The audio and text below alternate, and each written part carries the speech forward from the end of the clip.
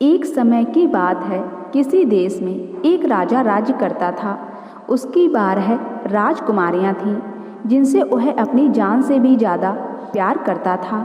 यही वजह थी कि राजा को सभी राजकुमारियों की सुरक्षा की बहुत चिंता रहती थी। राजकुमारियों के प्रति प्यार और चिंता के कारण राजा ने सभी राजकुमारियों के सोने का इंतजाम एक ही कक्ष में कर रखा था। राजा के सोने के बाद सभी राजकुमारियों के कक्ष के बाहर ताला लगा दिया जाता था।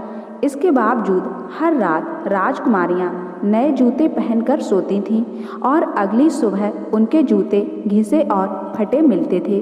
सभी राजकुमारियों के रात भर कक्ष में रहने के बावजूद अगले दिन उनके जूते घिसे और फटे मिलना राजा को भी काफ़ी हैरान कर देता था। राजा ने इस बात की जानकारी के लिए कई प्रकार के प्रयास किए, लेकिन फिर भी इस रहस्य से पर्दा नहीं उठ सका कि हर सुबह राजकुमारियों के नए जूते फटे और घिसे क्यों मिलते हैं। एक बात की सच्चाई पता लगाने के लिए एक दिन राजा ने घोषणा करवा दी कि जो भी राजकुमारियों के इस रहस्य के बारे में जानकारी देगा, उसका विवाह राजा उस व्यक्ति की पसंद की अपनी किसी भी एक बेटी से करवा देगा। विवाह के साथ ही उस व्यक्ति को भविष्य में राज्य का राजा भी बनाया जाएगा। इस प्रकार की घोषणा सुनकर कई राजकुमारों ने प्रयास किया, लेकिन सभी असफल रहे। एक दिन उस राज्य से एक बहुत छोटे देश का राजकुमार गुजर रहा था, जो किसी राजा के हाथों अपना राज्य गंवा चुका था। वह एक नदी के किनारे पहुंचकर जैसे ही अपने थैले से बचा हुआ खाना निकालकर खाने लगा, वैसे ही वहां पर एक बुढ़िया आ गई और राजकुमार से खाना मांगने लगी।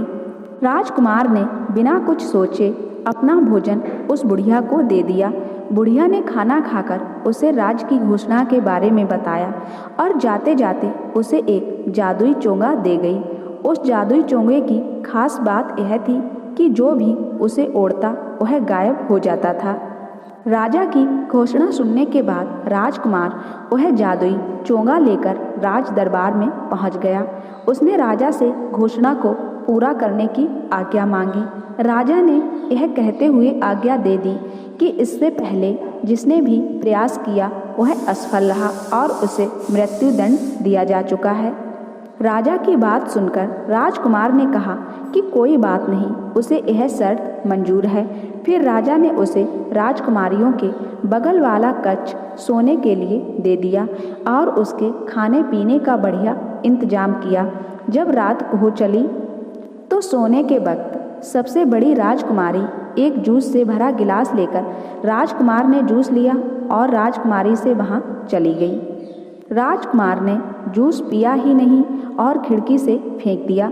कुछ देर के बाद सोने का नाटक करने लगा। जब राजकुमारियों को लगा कि राजकुमार सो चुका है तो सभी राजकुमारियां कहीं जाने की तैयारी करने लगीं।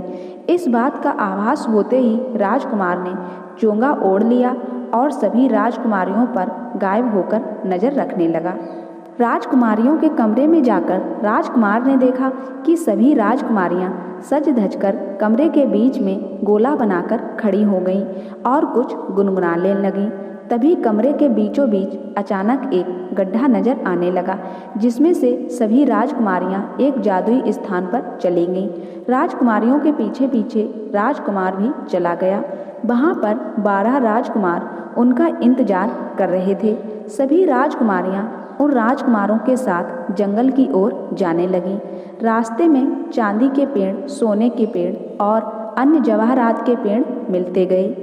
राजकुमार हर पेड़ से एक एक पत्ती तोड़कर अपने पास रख लेता। जंगल में कुछ दूर जाने के बाद एक महल दिखाई दिया। महल में जाने के बाद वहां अपने आप ही एक मधुर संगीत बजने लगा। उस मधुर संगीत की धुन पर सभी राजकुमारियां अपने राजकुमार के साथ नाचने लगीं। उस धुन पर वह राजकुमार भी झूमने लगा।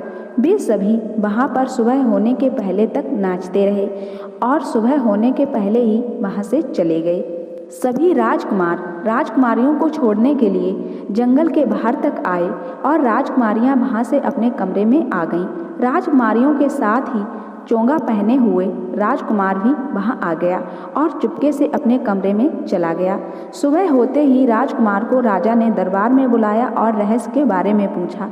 राजकुमार ने राजा को जंगल से तोड़ी गई सोने की चांदी की पत्तियां दिखाते हुए रात की पूरी घटना के बारे में बताया।